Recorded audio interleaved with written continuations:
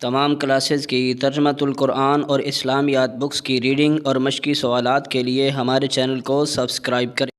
السلام علیکم ورحمۃ اللہ وبرکاتہ۔ جی تو پیارے طلباء، آج پڑھیں گے انشاءاللہ جہاد۔ آپ پڑھ رہے ہیں اسلامیات لازمی 11ویں کلاس، ٹھیک ہے؟ تو اس میں ارکان اسلام میں آج جہاد پڑھیں گے انشاءاللہ۔ تو بسم اللہ پڑھ کے شروع کرتے ہیں۔ جہاد کے لغوی معنی کوشش کے ہیں، اور دینی اصطلاح میں اس سے مراد وہ کوشش جو دین کی حفاظت اور فروغ اور امت مسلمہ کے دفاع کے لیے کی جائے۔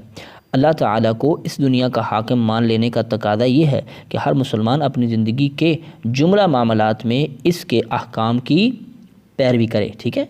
نیز اس کے مقابلے میں کسی اور کا حکم نہ چلنے دے۔ اگر کوئی طاقت اقدار اعلیٰ اپنے ہاتھ میں لے کر اپنا قانون نافذ کرنا چاہے تو وہ جان پر کھیل کر اس کا مقابلہ کرے۔ اسلام کی جملہ عبادات انسان میں یہی جذبہ فداکاری پیدا کرنے کا ذریعہ ہے۔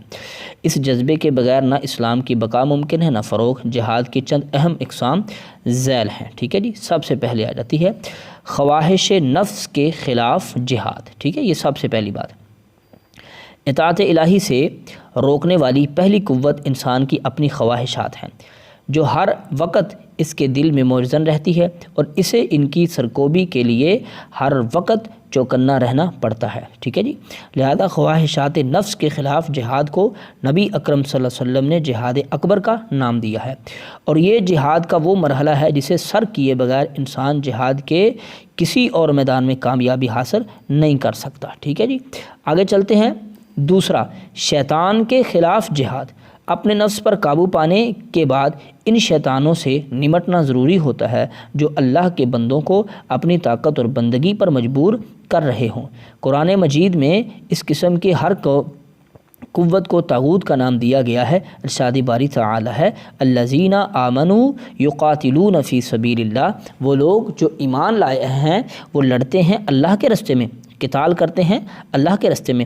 والذین کفروا، اور وہ لوگ جنہوں نے کفر کیا، یقاتلون فی سبیل الطاغوت، وہ طاغوت کے راستے میں قتال کرتے ہیں۔ یہ طاغوتی قوتیں مسلمان معاشرے کے اندر غلط رسم و رواج کی شکل میں بھی پائی جاتی ہیں، اور اسلامی معاشرے کے باہر غیر اسلامی ممالک کے غلبے کی شکل بھی ہیں۔ چنانچہ ان طاغوتی طاقتوں سے نمٹنے کے طریقے بھی مختلف ہیں۔ کہیں ان سے زبان و قلم کے ذریعے نمٹا جاتا ہے، اور کہیں قوت و طاقت کے ذریعے۔ اس بارے میں قرآن مجید کا ایک جامع ہدایت دیتا ہے، وَجَادِلْهُمْ بِالَّتِي هِيَ أَحْسَنُ، ٹھیک ہے؟ اور اگر جہاد اور ان سے طریقہ بحث کیجئے جو بہترین ہو۔ وَجَادِلْهُمْ، اور جدال کیجئے، بِالَّتِي هِيَ أَحْسَنُ، اچھے طریقے سے۔ اگر جہاد کا سچا جذبہ دل میں موجزن ہو تو مومنانہ بصیرت ہر موقع پر مناسب راہیں سجا دیتی ہے۔ اس سلسلہ میں نبی اکرم صلی اللہ علیہ وسلم کا یہ فرمان بہترین رہنمائی کرتا ہے، من رأى منکم منکرا، جو کوئی بھی تم میں سے منکر دیکھے، یعنی برائی دیکھے، بدی کو دیکھے، فلیغیرہ بیدہ، اس کو چاہیے کہ وہ اس کو بدل دے اپنے ہاتھ سے، یعنی اس کو روکنے کی کوشش کرے۔ فإن لم يستطع، اگر وہ طاقت نہیں رکھتا، فبلسانہ، تو اپنی زبان کے ساتھ، فإن لم يستطع فبقلبہ، اگر وہ اس کی بھی طاقت نہیں رکھتا تو اپنے دل کے ساتھ، وذلک اضعف الایمان، اور یہ ایمان کی سب سے کمزور ترین ہے، ٹھیک ہے؟ درجہ ہے ایمان کا۔ آگے چلتے ہیں تیسرے نمبر پہ۔ اب ہے یہ جہاد بالسیف۔ جب پہلے دو جہادوں میں بندہ کامیاب ہو جائے تو پھر یہ آتا ہے تیسرا جہاد، یعنی تلوار کے ساتھ جہاد۔ حق و باطل کی کشمکش میں وہ مقام آ کر رہتا ہے جب طاغوتی قوتیں حق کا راستہ روکنے اور اسے مٹانے کے لیے سرد جنگ سے آگے بڑھ کر کھلی جنگ پر اتر آتی ہیں، اور مسلمانوں کو ملی تحفظ اور بقائے دین کے لیے ان سے نبرد آزما ہونا پڑتا ہے۔ اس کی دو اقسام ہیں۔ سب سے پہلے مدافعانہ جہاد۔ اگر کوئی غیر مسلم طاقت کسی مسلمان ملک پر حملہ کر دے تو اس ملک کے مسلمان پر اپنے دین و ایمان، جان و مال، عزت و آبرو کے تحفظ کی خاطر جہاد فرض ہو جاتا ہے۔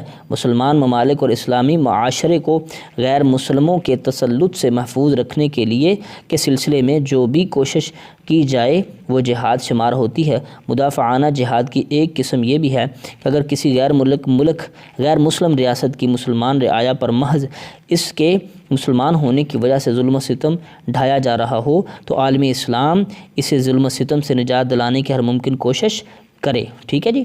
اب آگے ہے جی اس کی دوسری قسم مصلحانہ جہاد، ٹھیک ہے جی۔ جو شخص کلمہ طیبہ پڑھ کر اللہ تعالیٰ کی حاکمیت اور نبی اکرم صلی اللہ علیہ وسلم کی اطاعت کا اقرار کرتا ہے، اس پر لازم آتا ہے کہ وہ ساری دنیا میں اللہ تعالیٰ کی حاکمیت اور نبی اکرم صلی اللہ علیہ وسلم کی شریعت نافذ کرنے کے لیے کوشاں رہے۔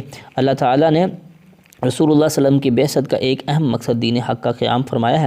هو الذی ارسل رسولہ بالہدی، وہی اللہ جس نے بھیجا اپنے رسول کو ہدایت کے ساتھ، ودین الحق کی، اور حق دین دے کر، ٹھیک ہے جی، قانون حق دے کر، لیظہرہ علی الدین کلی، تاکہ وہ غالب کر دے اس کو تمام ادیان پر، ولو کرہ المشرکون، اور اگر مشرک اس کو ناپسند بھی کریں، ٹھیک ہے۔ مزید برآں اللہ تعالیٰ کا ارشاد ہے وقاتلوہم، اور لڑو ان سے، حتی لا تکون فتنہ، حتیٰ کہ فتنہ باقی نہ رہے، ویکون الدین کلہ للہ، اور دین سارے کا سارا اللہ کا ہو جائے، ٹھیک ہے جی۔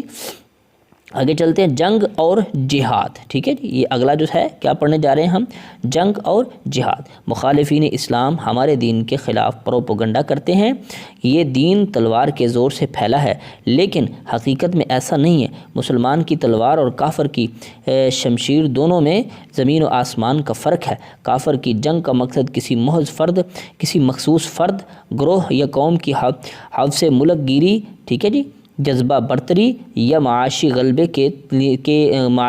کے جذبے کی تسکین ہوتا ہے۔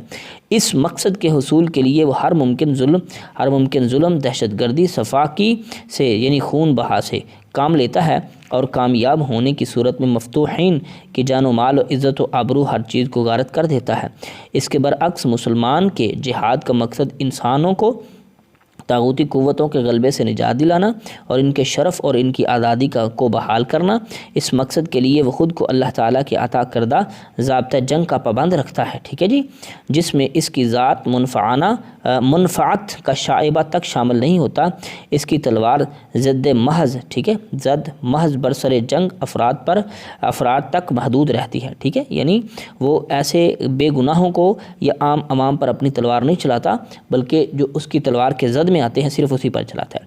اور پھر جب وہ فاتح ہوتا ہے تو مفتوح قوم کو اپنے جذبہ انتقام کا نشانہ بنانے کی بجائے ان کے لیے امن و سلامتی کی فضا فراہم کرتا ہے، اور انہیں اسلام کی ان برکات سے بہرہ ور کرتا ہے جن میں بحیثیت انسان تمام انسانوں کے حقوق یکساں ہیں۔ چنانچہ جب غیر مسلم رعایا کو مسلمانوں کا عدل، ٹھیک ہے، نظام اخلاق، نظام سیاست، حکومت اور نظام عبادات پسند آ جاتا ہے تو وہ حلقہ بگوش اسلام ہو جاتے ہیں، اور ان کی اس ذہنی تبدیلی کا سہارا تلوار کے سر نہیں بلکہ اسلامی تعلیمات و مجاہدین اسلام کے اعلیٰ کردار کے سر ہے۔ تلوار کا کام تو صرف اتنا ہے کہ اسلام کے عادلانہ نظام اور نظام اسلام کے درمیان جو لا دینی قوتیں اور رکاوٹیں بنی پڑی ہوں ان کا صفایا کرے، ٹھیک ہے جی۔ تو یہاں تک ہم نے کیا پڑھ لیا، جہاد کے متعلق یہاں تک ہم نے معلومات پڑھ لی، جس میں ہم نے جہاد کی قسمیں بھی پڑھ لی، جنگ اور جہاد کے متعلق ساری معلومات پڑھ لی۔ انشاءاللہ اگلے سبق میں ہم پڑھیں گے جہاد کے فضائل، بلکہ یہ ایک چھوٹا سا پیرا اس کو بھی پڑھ ہی لیتے ہیں۔ قرآن حکیم اور کتب احادیث میں جہاد کے متعدد فضائل بیان کیے گئے ہیں۔ ارشاد باری تعالی ہے ان اللہ یحب الذین یقاتلون فی سبیل اللہ، بے شک اللہ پسند کرتا ہے ان لوگوں کو جو قتال کرتے ہیں اللہ کے راستے میں، صفیں باندھ کر، کأنہم بنیان مرصوص، گویا کہ وہ سیسا پلائی ہوئی دیوار ہیں، ٹھیک ہے جی۔ اللہ کو وہ لوگ بڑی پسند ہے۔ حضرت محمد صلی اللہ علیہ وسلم کا ارشاد ہے قسم ہے اللہ کی جس کی مٹھی میں محمد کی جان ہے، اللہ کی راہ میں جہاد کرنے کے لیے ایک صبح یا ایک شام کا سفر دنیا و ما فیہا کی نعمتوں سے بڑھ کر ہے، اور اللہ کی راہ میں دشمن کے مقابل آ کر ٹھہرے رہنے کا ثواب گھر میں 70 نمازوں سے زیادہ ہے۔ شعبہ، ٹھیک ہے، بلا شبہ یہ جہاد ہے، یہ جہاد کی عظمت اور شہادت کی تڑپ ہی کا جذبہ تھا کہ قرون اولیٰ کے مسلمان دنیا پر چھائے رہے اور پورے کرۂ ارض پر ان کی عظمت و شوکت کی ٹھاک بیٹھی ہوئی تھی، ٹھیک ہے جی۔ آگے چلتے ہیں جی، انشاءاللہ اگلے سبق میں اس کو پڑھیں گے، اللہ تعالیٰ اور رسول اللہ صلی اللہ علیہ وسلم کی محبت و اطاعت، یہ ساری چیزیں انشاءاللہ۔ تو ہم نے آج الحمدللہ جہاد کے بارے میں پڑھا ہے، تو بار بار اس کو سنیں، سمجھیں اور سبق کو اپنے ذہن میں جگہ دیں، تو آپ کے علم میں بھی اضافہ ہوگا، ایمان میں بھی اضافہ ہوگا۔ چلو ملتے ہیں انشاءاللہ نئے سبق میں، تب تک کے لیے اللہ حافظ۔